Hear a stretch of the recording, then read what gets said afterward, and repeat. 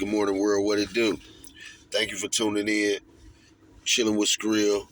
We're reading Fundamental. Make sure y'all like, share, comment, help push it. Today we're going to be starting with the book, The Wealth Choice, Success Secrets of Black Millionaires by Dennis Kimbro.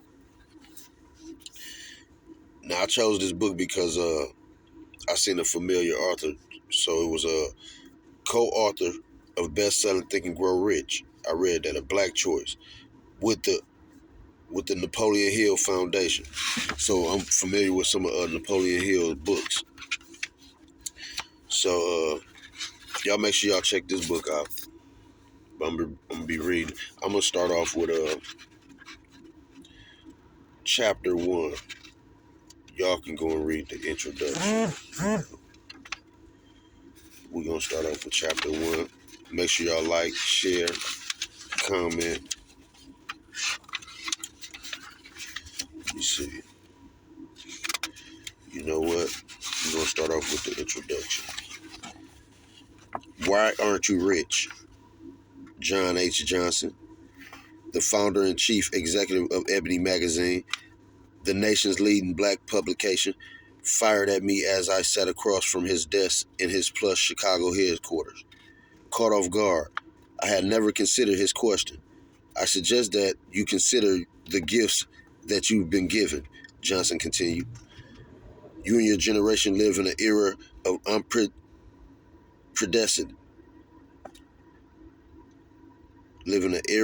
unprecedented wealth and growth. So what I'm gonna be doing is, anytime I get stuck on a word or something, even if I'm familiar with it, I'm gonna write it down so I can get more familiar with it, which is by learning the meaning, learning how it's pronounced. So that word is unprecedented. Unprecedented. And that's spelled UNPRECEDENTED. Okay. Unprecedented wealth and growth. More men and women have become wealthy in the last 20 years than any other time in human history. You've been given a sound mind and sound body, not to mention an energetic spirit as well as opportunity at every turn. And to top it off, you've earned a degree from one of the finest schools in the country. Again, the publishing tycoon repeated his question, this time demanding an answer. Why aren't you wealthy? I sat motionless, ashamed that I could not answer the question. Ashamed I had failed to grasp past opportunities. Ashamed that I had failed to realize that wasted time means wasted energy, wasted talents, and wasted potential. I know now that time is money.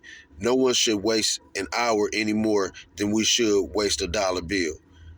But most important, I was ashamed because I had failed to cultivate, nurture, and emulate Johnson's passion and purpose for life. The millionaires among us are men and women of laser-like focus and concentration.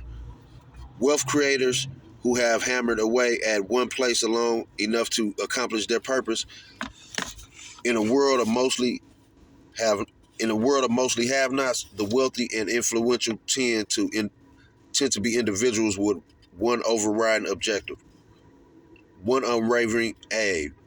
Ironically, the man or woman who is forever looking about to see what he or she can find never finds a thing. In short, we find what we seek with all our heart, and if we look for nothing in particular, guess what? We find just that. I was ashamed because I was finally forced to answer to a man who served as my judge and jury.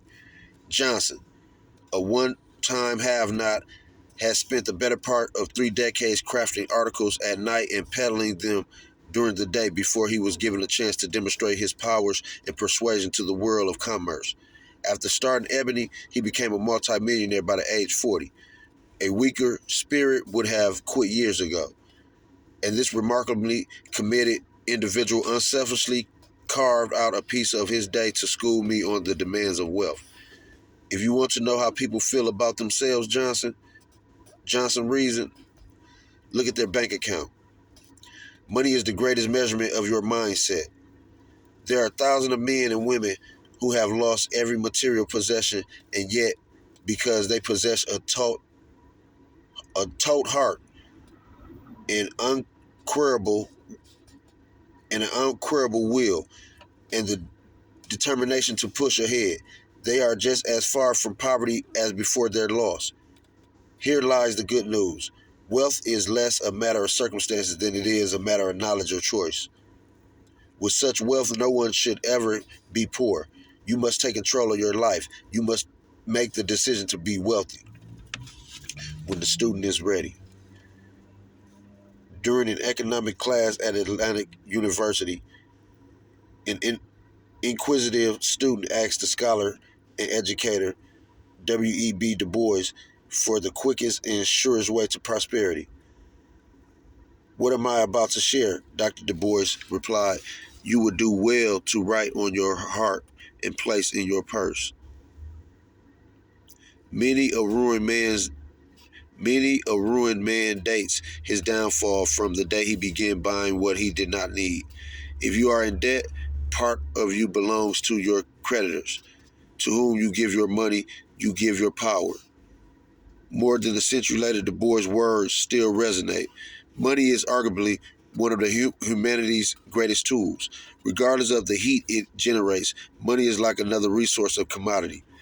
Neither good nor bad, neither sinful nor sacred. Unlike other resources, however, money evolves from the thought process of those who possess it. It is an instrument, a standard that can be used for both good and evil, by the rich and the not so rich, by the haves as well as the have-nots. Too many of us, like the inquisitive student just described, fail to understand the importance of financial management. Only one path connects poverty and great wealth: the long and rugged road of faith, family, and hard work.